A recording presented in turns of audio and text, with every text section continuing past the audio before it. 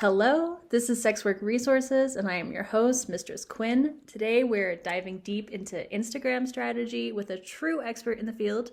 We'll be discussing how the algorithm works, content best practices, follower growth, monetization strategies, the works. If you've ever wondered how to make your Instagram actually work for your adult business, this is definitely your episode. But before we begin, quick disclaimer, this podcast is not for kids or minors or anyone who giggles when they hear the word moist. If you're under 18, go do your homework, walk the dog, or ask yourself why you're listening to a podcast about sex work. For the rest of us fabulous adults, let's get to it. So, to introduce our guest today, she is Insta, and she is an expert in something that I have been trying to get into forever, and that is Instagram, and I have no idea how to go about it. So I am super excited to welcome Insta today to let us in on the secrets of Instagram. So can you just introduce yourself for people who don't know who you are? Awesome. Thank you so much. And I am so excited to be here. So my main Instagram is ONA'S. I started it 10 years ago now, I think. It's currently 5 million followers, a little over. And since then, I started some other Instagrams that we'll probably talk about later, but that was my main focus for a long time. And I just started on it. I was like experimenting. I was looking at what other models were doing. I got pretty obsessed with it and spent a lot of time on it. And then eventually I learned how to grow, and I've just been with it for a long time. I love it. It's still my top source for subs and traffic. So I think it's just wonderful on so many levels. That first of all, just making money from it is great. And then also I just really enjoy that it's like an artistic, aesthetic experimentation and experience. And you get this feedback from the algorithm and your followers. So I also just find it fun and like enjoyable essentially, which I think is always really good in when we're trying to make money. Why not have fun too? You're also an adult creator, right? Yes, that's right. Yes. Can you tell us a bit about your adult creator business? Yes. So I started that because of Instagram, because of having my Instagram started when it started getting bigger. I was like, oh, I should, do something with this. Right now, what I have is just pretty basic OnlyFans. That's the main thing that I do. So I actually started out as an artist. My background is as just basically, I studied modern dance in school, and I moved to New York, and I was doing modern dance, and I was getting paid like $10 an hour if I was lucky. And then I was like, I don't know. It wasn't very satisfying. I also, something that I didn't end up liking much about it is that, when you're the model in your work, especially in that dancer context, if a photographer takes a photo of you, you don't own that photograph. The photographer does. Similarly, like I don't actually know how it works in the dance world, but they're not, it's like, the choreographer is the leader. You're not. And so I started taking images that have been taken of me. I first started with like derivative works. So like kind of messing with them and having those be the art pieces, because technically that is art. And then I was like, wait, no, I just want to own the images from the start. I want to take my own photos, or perhaps have an assistant take the photos, but still I own them. And so this whole time I have had this relationship that I use these images in my visual art as well. So they kind of do double duty for me. Yeah, that happened. I actually I was kind of randomly founded, I'm not sure if you saw this, but I founded a form of therapy called naked therapy under the name Sarah White in 2010-11. And I did a press release for that, and it went hugely viral. If you look at it, if you Google it, it's sarahwhitetherapy.com, you'll see just that there's like tons of press. So I like to think I've had experience over the years getting press and getting attention for my work in various ways. So that first one was a press release. Now you can never do anything like that. I feel like around 2015, it really did transfer to social media, and social media continues to be the best way to get attention for sexy models like us. So yeah, then I focused primarily on my Instagram, on my OnlyFans. And now I would say in the last sort of since about 2022, I had my first child, and I've been really focusing on my coaching. So I do Instagram coaching and coaching on all social media. And I basically share what has worked for me, and I give people feedback on their profiles to help them grow, which we'll talk about. It's just like how they can grow naturally, organically via suggestion on Instagram, which is the big goal and the big sweet spot, the big honeypot. So are you still an adult creator like currently? Are you still making content? Yes, I am. Wow. Yes. Okay, So cool. this was another thing I learned, which I didn't know until I got into the Telegram community, right? Where which was really cool because I have to say that like prior to that, I didn't have much community in the adult world. And it was like I would chat with people on Instagram, but it's different because you're kind of censored about what you can say there and really how much you can talk. But then it was around 2020. Yeah, it was sort of between 2020 and 2022, like I said, like when I had my first kid, and I was planning to retire, in quotes, Yeah. retire. So I shot a whole bunch of content in preparation. But when I got pregnant, I was like, oh, I'm going to retire. But then on Telegram, I was like seeing people talk about pregnancy content. And obviously, as you probably know, like also MILF content is hugely popular. Yeah. And I didn't know this at the time. I mean, I learned this through Telegram and through seeing other people doing it. And I was like, oh, well, I kind of like, so I was pregnant. I was like, I kind of miss it. And like, why not? Like, Yeah. why not? And it was funny because when I first started shooting pregnancy content, I was like, wow, I hadn't really realized I was missing it for one, shooting content. And then for another, it like helped me feel more beautiful. I know that's sort of cheesy, but I was like, it's so beautiful to like really see the body in this like really present way, this really there way. So yeah, so I created pregnancy content and then I also have created MILF content. So I have actually 3 different OnlyFans and 3 different online sort of big sort of personas is what I call them. I didn't know you could have more than 2 OnlyFans. I thought they didn't let you do more. It was like maybe a few months ago they added on a third, so you can have 3. Okay, this is good information. Yeah. So a lot of people will do it like a free page, a VIP page, an exclusive page, or like a all-inclusive page. So it's like VIP would be a low entry cost. People have to pay Yeah. per PV for PPVs, and then the all-inclusive or exclusive is just like people get 1 or 2 videos a week for free as part of the entry price. If that makes sense. That's how some models are doing it who have one persona. I never found making money off my free page was worth the effort. Basically, it was like you had to buy a lot of promo. It sucked. So, and I find that from socials, paid pages convert the best. So basically, you just make the most money if you have a paid page that people are coming into. I will say just really quickly that, like, one of the questions is just like how many Instagrams to have, which you maybe were about to ask, but it's like I've done them in sequence, right? So I haven't created new content for my own artist Instagram in like 6 years. And so it's like sequential. So like I don't encourage people to like go all right off the bat and be like, oh, I'm going to create 3 personas because like it's enough just to do one. But like once you like have one really running and oiled and maybe there's a change in your life or maybe you change your hair color, or I don't know, whatever, you do something and you're like, okay, maybe then it's time to think about a second one. Okay, I want to say a few things at this point. So for starters, what she's saying there, paid pages convert the best from socials. I think that's a really interesting observation. So then being able to have 3 personas with 3 paid pages, that sounds like it's worked really great for her. And it sounds like a great business model.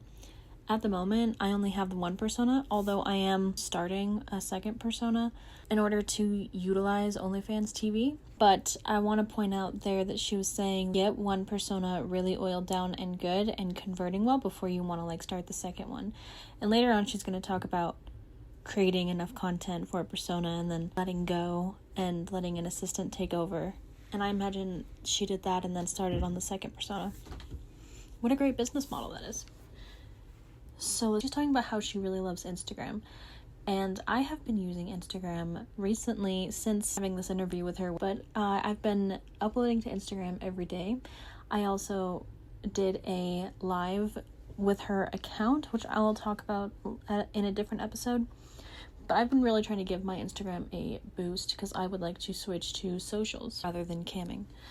And what I'm liking about Instagram quite a lot, which I honestly didn't expect to like Instagram very much. It just seemed like TikTok was really the way to go. But with Instagram, I really like the aesthetic and I like that it's mainly picture-based, less work than videos. I just enjoy taking pictures, I guess. At some point I'm going to be making videos for TikTok as well, but at this point I'm really liking that while I'm getting everything else going in my pivot, I am just taking pictures for Instagram. I also like that you can edit your pictures to be really beautiful. Like, that is the focus in Instagram, to really kind of present this aesthetic look. And I like making art personally. I like taking a video and then throwing it into PixArt or whatever photo editor you have and just like messing with it until you're like, oh, this is perfect. So that's something I really appreciate about Instagram. You're really trying to so in a lot of my pictures that I take, I'm trying to project like this realness, like this kind of like taking a picture with my phone, like not the highest resolution, so that I can try to sell like a personalized, like I'm a real person kind of experience. But with Instagram, I don't necessarily have to do that. I can sort of go ham on the editing and really like, bring out the colors and mess with the lighting, and I really appreciate that about Instagram. So another thing I wanted to point out that she's talked about here is, she said that you own the content. When you take the pictures, you own those pictures. Unless you're hiring a professional photographer, then they own the pictures. Our huge libraries of content are such an important asset, and how amazing is it that we accumulate this huge, important asset that we can sell when we leave sex work. I don't know if you knew this, but if you wanted to get out of sex work at some point, you can sell your library. Owning our content is so important for us as individual creators, and that is something I really like about it. And then having a community. She didn't even realize that pregnancy content and MILF content was a thing, but then joining a community, she realized. Joining a community is so important, not just for networking or resources, but hearing about other creators' businesses can open your mind up to possibilities you hadn't even considered. The networks that we can tap into that are available today are so helpful, and I am so grateful that we are where we are right now as a community. Let's get back to the interview. So I have a lot of questions about how that is done, but I was wondering how many different jobs you do, like how many different hats you wear. Like, so you do coaching, you are a photographer, you are editing. Tell me like all of the different things that you can put on your CV after doing everything you do. I'm not sure any of them go on my CV. No, I'm just kidding. Fortunately, I haven't had to create a CV in a while because I just work for myself, right?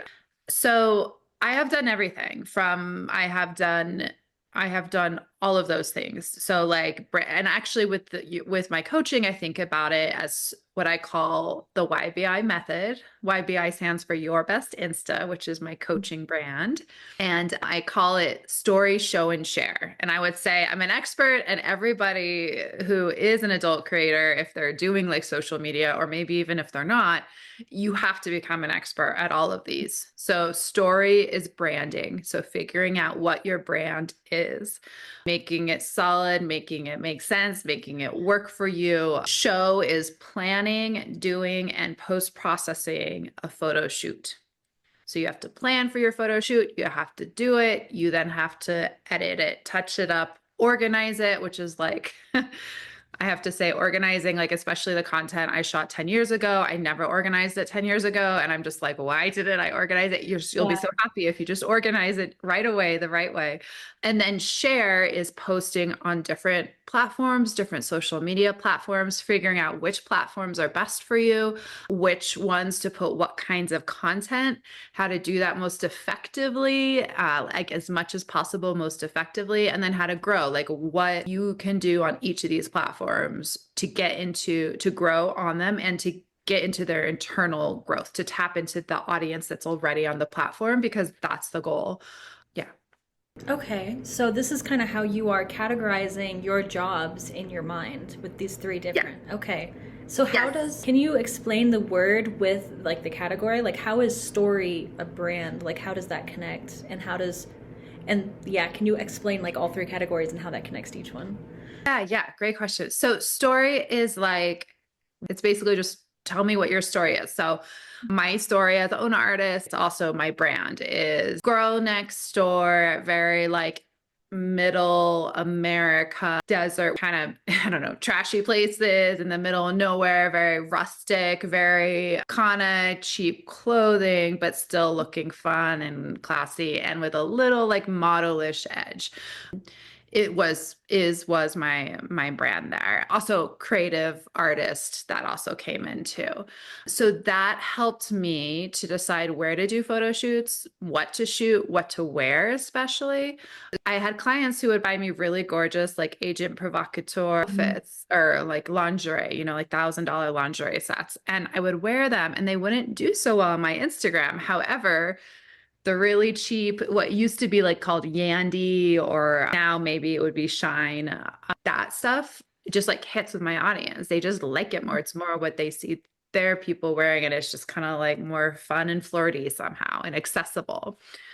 So yeah, does that explain story? Yeah, so like if someone were to say like sort of who are you, like what's your story, like, you know, outside of branding, you would say, "Oh, you know, I'm this age, I like to do these things." Like, okay, that makes sense with the brand, that's your story. Mm-hmm. Yes, totally. And it's like a producer, you know, it's a question that actually seriously producers ask, like music producers will ask when you walk in. And I part of actually another, you know, I've been doing this for a while, so I have a lot of stories as well. But like I have an album out and I went around to music producers and talked to them. And the first question they always ask is, what's your story? So it's a very common kind of agent, like actors all have their background, their story, where they came from, yeah, what they care about, all these That makes a lot of sense. things. And yeah, like I was starting to say, it helps you to decide in a way what you're shooting and also like what kind of content you're putting where. So like my own artist content, I had, let's say, no naked content out from that wasn't behind a paywall. So, and that made sense because I was on Instagram. And why would I then give them naked content on Twitter or on Reddit? Because I just want them to go to my OnlyFans for it. So it really worked. And it was also kind of the vibe of a girl in a room with her phone. So it just helps you once you figure that out, helps you make a lot of other choices and also helps your fans or your followers to like find you and to know who you are. They're like, oh yeah, who's that girl who did that? And then they can like find you basically, as opposed to just being one of the hundreds or thousands of us. Everyone is unique. And I think it's just about showing that uniqueness that really will help you stand out. So now it's starting to sound like story is bleeding into show. Yes, it is. That's right. Yes, you got it. Then the show would be the filming and then the putting it out there to say, see, this is who I am, right? Yeah, totally. Yeah. Show is the filming and the processing. Posting is technically more in the share because that is like, it's you on the stage. It's you getting it, documenting it. Okay, right. Story, show, share. Right, gotcha. Share. Yeah. Right, gotcha. And then share is spreading the word. Share is just sharing it on all the platforms, getting it everywhere you can, doing it in a smart way. And something, sorry, that I feel like you asked earlier, I didn't fully address is, so I have done all of these things at different times. I have outsourced some, so I don't do all of them at the moment. And I'm also a big believer in sort of this idea that you want to become the expert first at everything you do before you outsource. For almost everything, I found that that's really important because otherwise when you outsource, you're paying someone, but if they don't have the right strategy, and if you can't tell if they have the right strategy, then you're not going to get good results. Okay, I'm gonna stop it here again. So I have many thoughts on what she's all saying, but before I get into the story show share, let me just talk about my first experience trying to hire help. So I actually started trying to get submissives to do my admin work for me, and this is when I was really in the first 6 months of what I didn't realize was going to be career.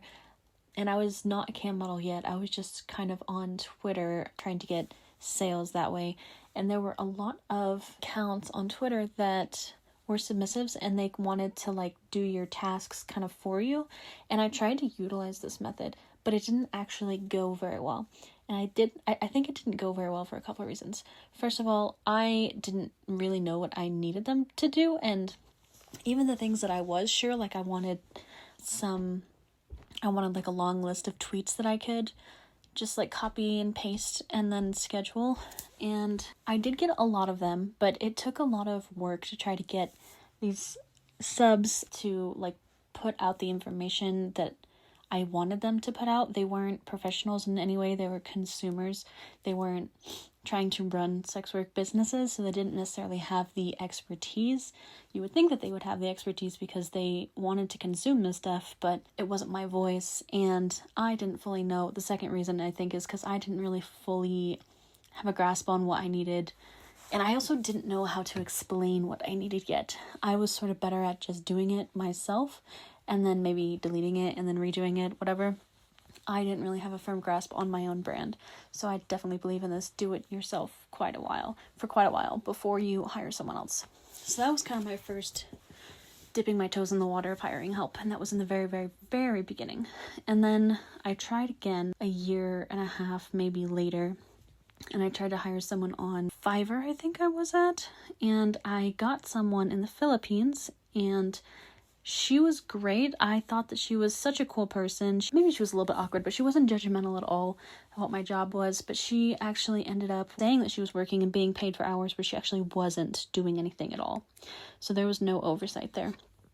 I now have recently, again, for the first time in a long time, I think it's been like 3 years now since I first began. So it's been like, I think over a year since that experience. And the two personal assistants that I have now, they used to be sex workers themselves. Actually, I think that they still currently are. So they have an idea of how to run a business from like my perspective, like my kind of business from my perspective. So that's helpful. They are also big on communication, and so we have weekly meetings. They let me know when they enter the account, so I'll have someone say, okay, I'm posting this now, or they'll text and say, I have just posted these 3 things, and then I can immediately go onto there and check, and yes, they actually did. I also communicated with them that I had this experience of someone saying that they're working and not working. So that's just kind of been my experience so far of hiring help. Definitely suggest it. There's so much to do, especially if you're not just getting on cam and then getting off again and then that's your job. Like trying to pivot towards content creation, there's so much that I need to do. I need to shoot the content. I need to plan out what the content is going to be. I need to plan out the captions. I need to plan when things are going to be posted on which days. I need to make sure that each piece of content has a thumbnail, has a caption, and that I have a trailer for it if it's a video, that I have a social media advertising for it. So that could be like a tweet, that could be a post on the free OF. I need clip site descriptions. There's just so much creative work that goes into it. And then on top of that, it takes so much time to schedule. It takes so freaking much time to schedule. I'm scheduling on 3 different clip sites where I'm having 1 video a day, 5 days a week on 3 different clip sites, plus 3 Reddit posts every single day. So that is 6 pieces of content that need to be posted every single day. And I am going to be soon adding 2 different OnlyFans that need their stuff scheduled. So I need to do the content planning for that. And any videos I want to also cross-post over to clip sites. So, so just there's all the planning the content and the shooting it, which takes forever. But then to go in and on top of what I'm posting every single day, I need to add 2 more platforms. And then after that, I'll be moving on to more platforms. There's just so much that needs to be done. So getting personal assistants to help with that huge load of tasks is very helpful to create space to do the stuff that an assistant couldn't do, like shoot the actual content. Like create the content.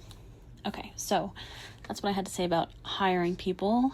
So she talked about organizing your content. She said it would be so much easier for you. You'll be so happy if you just organize your content the right way from the beginning. Once you start creating content, whether it's recording shows, like your cam shows, or starting to take videos and pictures for social media, you start realizing that you just have so much content and it takes up so much space. You can't really keep it on your computer without running into issues. At some point, you're going to need to put it somewhere. And then even if you put it somewhere and it's not really organized, you just constantly have to look through this giant library without, any order. So I have an adult content organizer template, Notion template, for anyone that uses Notion. I shared it in CEO Society, but I can add it here too. But the way my method works is essentially I have a numbered database. So like the first piece of content that goes into the database is 1, and the second piece of content is 2, right? So the name of each piece of content has a number on it. And then I put all the information into the database. And then I also put it into Telegram. And then I put a little caption that has the number when I put it into Telegram. And Telegram is cloud-based, so I can access it anywhere and it's not on my computer. Anyways, I have a numbered database in Notion with properties like number of minutes, which platform the content is being posted on, if it's nude, if it's non-nude, the caption, the price, etc. So basically, I use the database to look up what piece of content I need if I'm sending a piece of content to a fan, for example, or I'm posting it online. There is then a corresponding number. So I find the content I needed, and then I see the number. Then I search for that number in the Telegram channel with all my content in it, where the full file saves. And then boom, I have my piece of content. Like I said, anyone that wants that content organizer that uses Notion, it will be in the links. Right, so let's talk about brand. When creating your brand, I personally recommend, if you're brand new, to just start taking pictures. Just start making content. Make whatever you think is sexy and see what hits well with your audience. And then once you start realizing what is working, then try to hone in on classifying your brand specifically. For me, I just shot content and then looked at the content after the fact, and then I noticed themes and further categorized it from there. So after shooting content and looking at it, I have figured out what the themes are. So my brand is BDSM, serious and kind of mysterious. Not a lot of emotion in my content. If there is emotion, it's not directed at the camera. I've become more polished over the years. I do give kind of a bratty attitude. I project enjoyment of a submissive's quote pain or quote humiliation. So some sadistic vibes. But then I'm also serious about consent and safety. Aesthetically, I like having at least one element of a picture that's more intense, like a splash of color, like a red dress, for example, or a giant dildo, but everything else in the picture is maybe less dramatic, or maybe the picture has a clear focal point and the rest is blurred. My images are very focused in that way. I'm also approachable when I am talked to, which is kind of nice. It's kind of a nice, sexy clash with the media and makes the client feel special. My story is definitely that I'm a married woman, so I'm unattainable, who likes to be mean to men. My story is that I used to be a mean girl, and now I can be a healthy person because I have an outlet where I can be mean in a non-toxic way because it's consensual. This allows me to care a lot about safety and consent, but lets the client know that when unleashed, I can be a sadistic bitch. I didn't make this story up. As I was playing my role during cam, I knew I'd get into a persona, but I couldn't nail down what the persona was specifically. And when people would kind of ask me, what is your story? This is what I just came up with in the moment while I was in character. So maybe if you don't know exactly what your story is, get into character and then ask your persona what their story is. That at least is what worked for me. Okay, back to the interview. So when did you start outsourcing? Yeah, so that was 2020. It was sort of around the time I switched to focusing more on, again, that sort of 2020, which is also, around COVID. Sort of 2020, 2022, I switched more into my coaching business, and that's when I started outsourcing a lot of my OnlyFans business. It's also when I found out, I didn't, in those sort of first 5 years, 2015 to 2020, again, I wasn't in much of a community, and I didn't really realize you could have assistants doing a lot of this stuff. Yeah. And I'm like, oh, I mean, I'm glad I did it all myself then, but now I am very glad to have assistants because it allows me to do other things too. You started in 2018, right? I started my OnlyFans in 2015. Oh my gosh. Okay, so you went quite a while. I'm sorry. No, sorry. I just totally misspoke. I started my Instagram in 2015. I started my OnlyFans in 2020, actually right Okay. around COVID or right during COVID. Was that during COVID? Yeah, Yeah. it would be during COVID for sure. Yeah. And I had a private site prior to that. So it was like a self-hosted site, but I just kept hearing people talking about OnlyFans Mm. and posting on Instagram that they were doing really well on OnlyFans. And I was very curious, but I don't know. I was like, but my brand, it should be a private site. But I will say for anybody who is listening, like literally in the first week of starting my OnlyFans, I could tell that the return was like so much better. And I think it's because guys have their account set up. It's a household name. It's just, we all know what it is. Whereas with a private site, they had to register through my website. It was just like, I mean, what a hassle. So Yeah. OnlyFans is a really, I mean, I've